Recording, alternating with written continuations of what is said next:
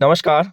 आज हम इस वीडियो में समझेंगे कि एक सरकारी कर्मचारी जो ओपीएस यानी ओल्ड पेंशन के अंतर्गत राजस्थान सरकार में सेवानिवृत्त हुआ है, तो ओल्ड पेंशन इसके अंतर्गत सेवानिवृत्ति पर उसे कौन कौन से मद से कितने पैसों का भुगतान किया गया है और कुल कितने पैसे उसे मिले हैं एज ए सेवानिवृत्ति पर और किस प्रकार से उसको भुगतान किया गया है।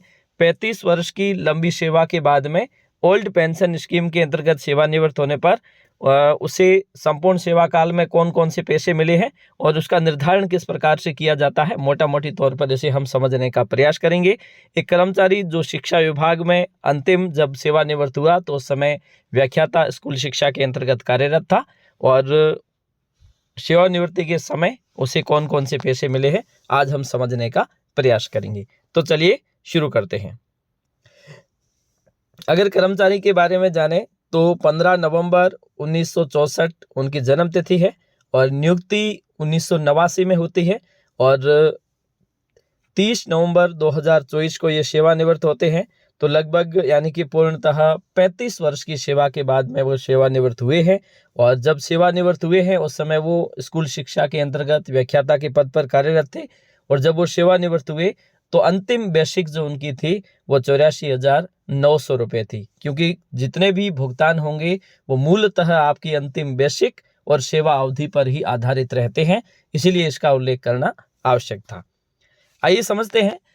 सबसे पहले आपके सेवा काल के दौरान एसआई यानी स्टेट इंश्योरेंस की कटौती प्रति माह आपके वेतन से की जाती है और पहले तो इसकी जो प्रीमियम राशि है वो कम थी। 2012-13 के बाद में इसकी प्रीमियम राशि है वो बढ़ा दी गई थी।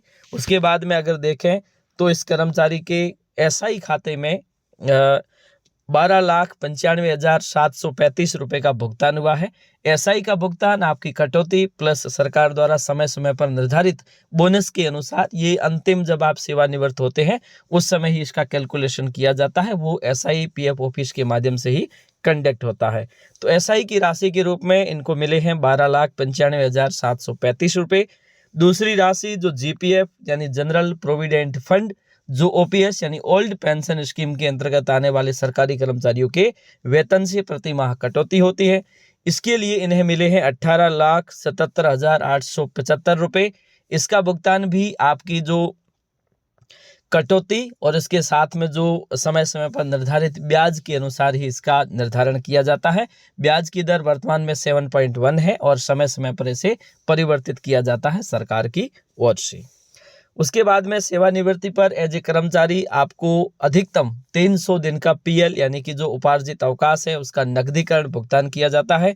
इस कर्मचारी के खाते में 270 रुपये है पीएल के रूप में बचे थे, जिसकी राशि उन्हें मिली है, यानी कि अगर राशि का भुगतान किया जाता है आपके बेसिक प्लस डीए, ठीक है, और उसके बाद में जितने दिन की राशि है उसके अनुसार इसका भुगतान किया जाता है।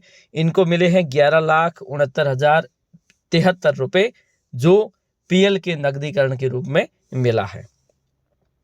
उसके बाद में आपकी सेवा अवधि के अनुसार अधिकतम 33 वर्ष की मतलब न्यूनतम अगर माने तो 33 वर्ष की सेवा के बाद में अधिकतम 25 लाख रुपए तक की ग्रेजुएटी का भुगतान किए जाने का प्रावधान राजस्थान सरकार के कर्मचारियों में है और इनके अनुसार 20 लाख रुपए इनको ग्रेजुएटी के मिले हैं और 25 लाख जो है ये अधिकतम सीमा है। इनके बेसिक के अनुसार इनको जो राशि मिली है वो 20 लाख रुपए मिली है। 20 लाख एज ए ग्रेजुएटी के रूप में इनको भुगतान किया गया है।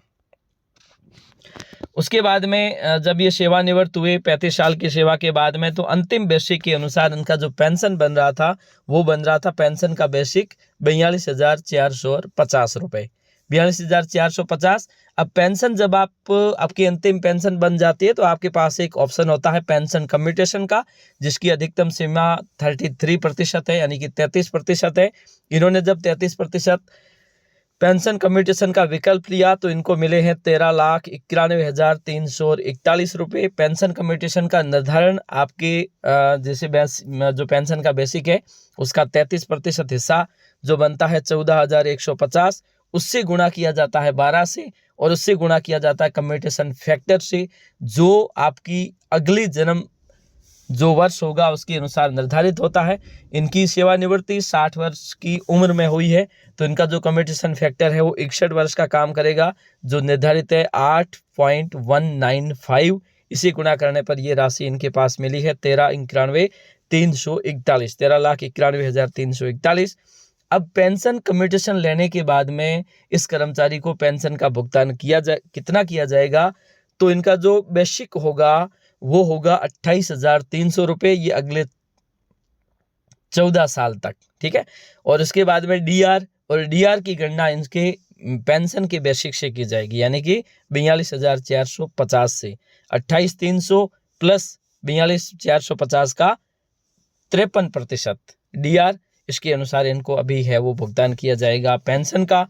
और कुल मिलाकर देखा जाए, इन सब को जोड़ें तब जाके इनका जो पूरा वो किया गया है 77,34,024 रुपये, मतलब इनकी 35 वर्ष की सेवा अवधि।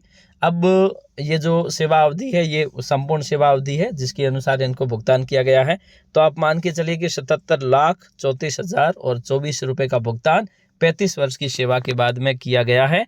अब ये जरूरी नहीं है कि सभी कर्मचारियों को इतना ही भुगतान होगा, ये डिपेंड करेगा आपकी सेवा अवधि प्लस आपका अंतिम बेसिक क्या है जब आप सेवानिवृत्त हो रहे हैं। आज के लिए इतना ही, धन्यवाद।